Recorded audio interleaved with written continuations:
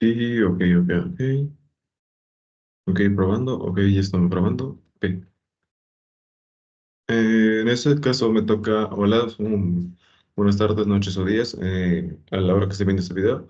Y pues hasta luego hablando sobre en este caso sobre los tratamientos termoquímicos bajo bajo la presentación de Rubén Beristein Román. En este caso, pues hablaremos sobre un PDF o un documento en el cual se especifica qué son los tratamientos termoquímicos. En este caso, iniciaremos primero con un breve repaso sobre qué es, sobre su contenido. Iniciaremos con el contenido, luego iremos con sus definiciones y con lo que en este caso vendría siendo otras cosas. En este caso, iniciaremos con la introducción, luego serán los objetivos, no son objetivos sobre sobre el PDF, sino objetivos sobre qué es un tratamiento termoquímico. En este caso pueden ser tanto físicos y, pues, en su defecto, químicos. Luego iremos con otros tipos de tratamientos. En este caso lo dividí en tres secciones, que es la sección uno, sección 2 y sección 3. Y nuevamente finalizaremos con los tratamientos mayormente empleados, que en este caso son tres. No, son cinco. En sí son cinco. Y luego iremos con la conclusión sobre por qué tratamiento se debería ir más y por qué es necesario especificarle al usuario por qué ese tratamiento se emplea. Iniciamos con la introducción. Primero, la introducción nos habla sobre los tratamientos termoquímicos, son procesos que modifican las propiedades de un material mediante la alteración de su composición química y estructura cristalina. Esto quiere decir que calentando la pieza en contacto con un medio gaseoso, líquido, sólido que aporta elementos químicos específicos. Bien podría ser que en este caso puede ser el calor, digamos en este caso como lo más sencillo sería el calentar un componente o metal por medio de una bobina, mediante inducción o contacto físico o algún otro método. Luego iríamos con los objetivos de los tratamientos. En este caso, el objetivo es aumentar la dureza superficial, mejorar la resistencia al desgaste, aumentar la resistencia en la corrosión y mejorar la fatiga. En este caso, iniciaremos con la primera, que se busca crear una capa superficial dura y resistente al desgaste, mientras que el núcleo de la pieza conserva su tenacidad. Esto quiere decir la propiedad que tiene al aguantar cargas. En este caso, como ya lo dice, sometidas a fricción y cargas elevadas. Luego sigue la mejora hacia la resistencia al desgaste. Endurecida por el tratamiento termoquímico, resistente mejor al desgaste por fricción, rozamiento y erosión. Y aumentar la resistencia a la corrosión. Esto quiere decir al desgaste de oxidación.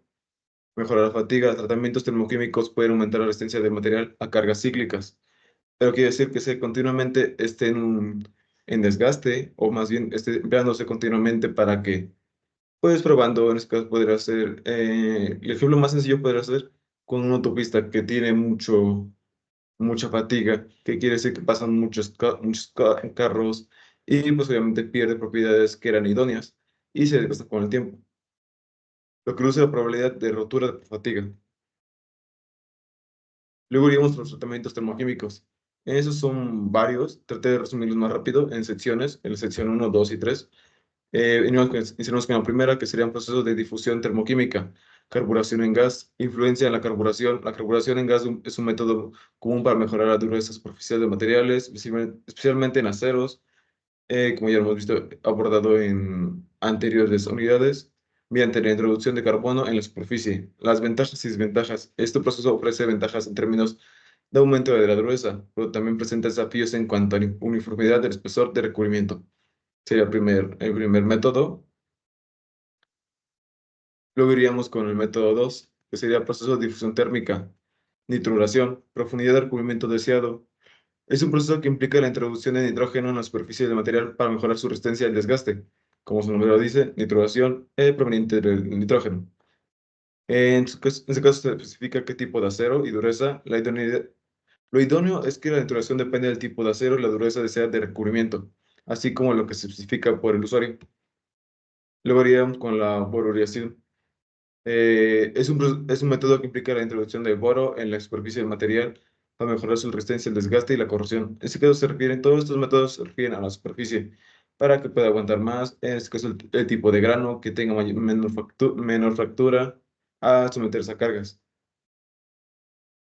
En este caso iríamos con la segunda parte, que sería endurecimiento superficial mediante energía aplicada. Como se puede ver aquí, en este caso tenemos un inductor que calienta el material. En este caso podría usarse para tratamientos termoquímicos, como puede ser el temple.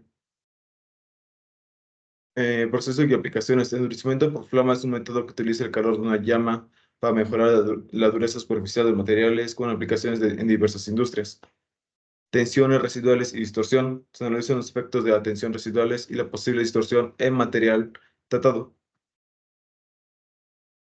Luego iríamos con el siguiente aspecto, que sería endurecimiento por inducción. Como ya lo vimos anteriormente, puede ser con una bobina o bien por contacto físico, pero en este caso se especifica por inducción, o sea que forzosamente es utilizar una bobina para calentar el material.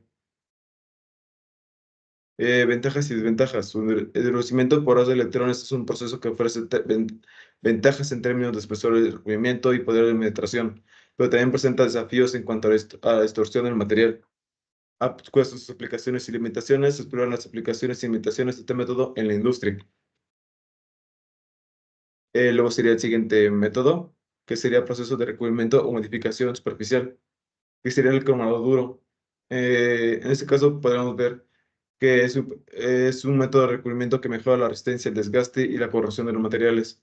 In situ, los métodos tratan de mejorar la superficie de cualquier material. Puede ser por el desgaste, la corrosión de materiales, en el caso como el hecho de que se pueden estar a intemperie o pueden estar sometidos a no causas idóneas, como lo que se tiene ya pensado por el fabricante.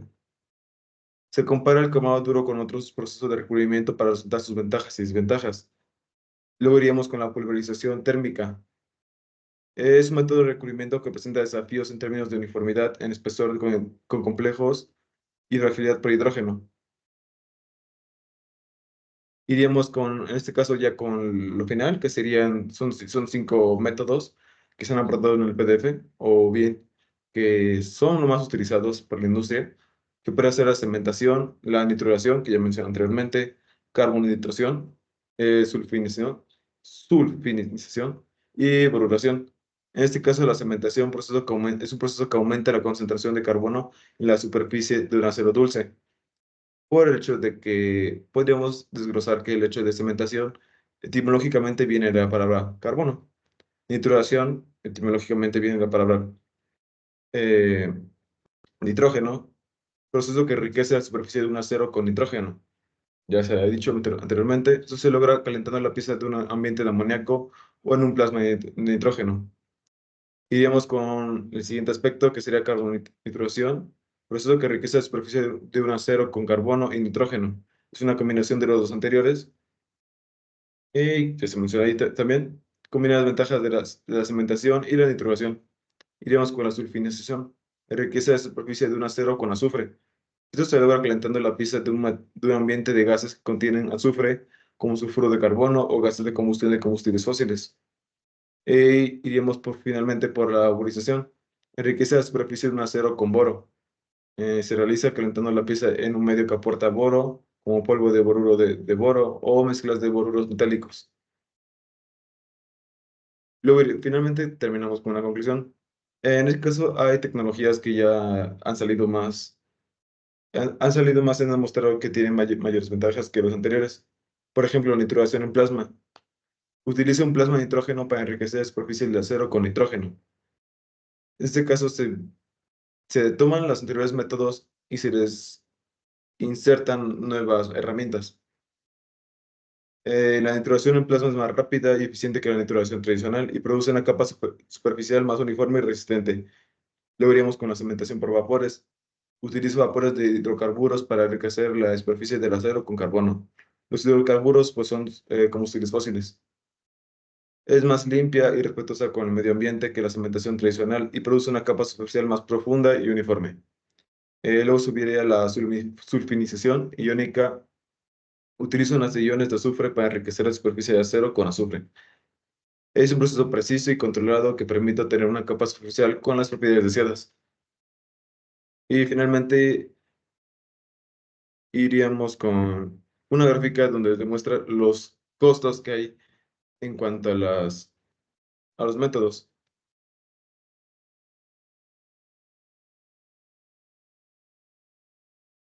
En sí, hay una tabla donde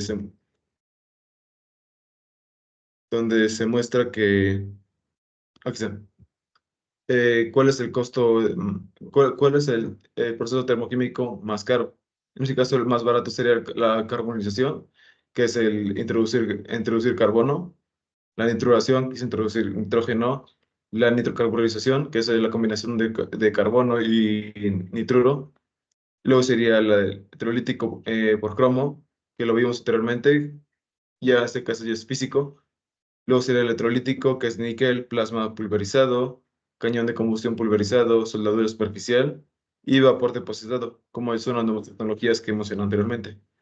En este caso, se especifica que el usuario que vaya a utilizar tal método debe tener contemplado el coste que pueda ser ajustado a su presupuesto. Y eso sería sobre los procesos termoquímicos que ya hemos visto. Ok, gracias.